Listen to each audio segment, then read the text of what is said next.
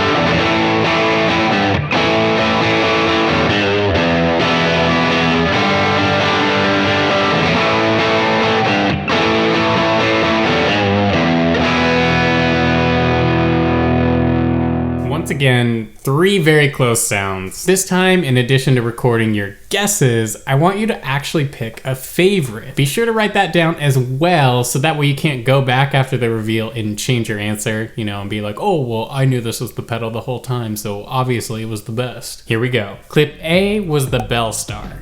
Clip B was the HX1.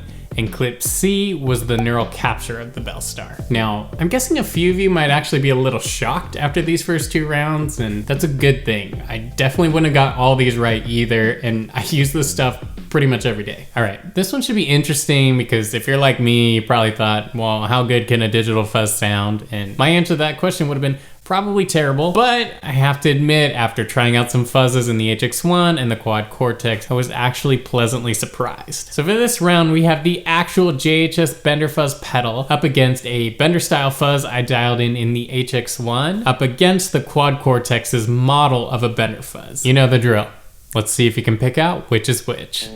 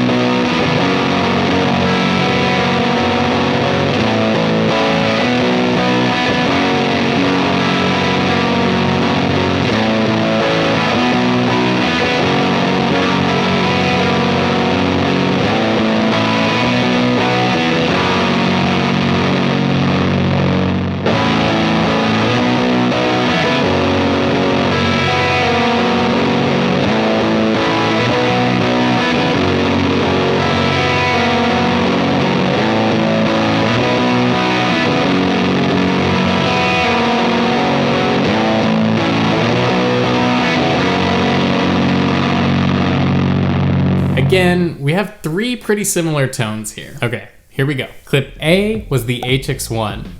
Clip B was the Bender pedal. And clip C was the Quad Cortex. For our final round, I wanted to see if we'd be able to pick out the difference between a real amp and a neural capture of an amp. In my experience, doing neural captures of drive pedals has been pretty spot on. However, when it comes to doing amps, I find there's a little more variance. Now, the results are still really, really good, but they're not exactly 1 for 1. After all these shootouts, I'm starting to think that those differences I'm talking about might just be in my head. But let's see. Here's a real Orange Micro Terror head versus a neural capture of it.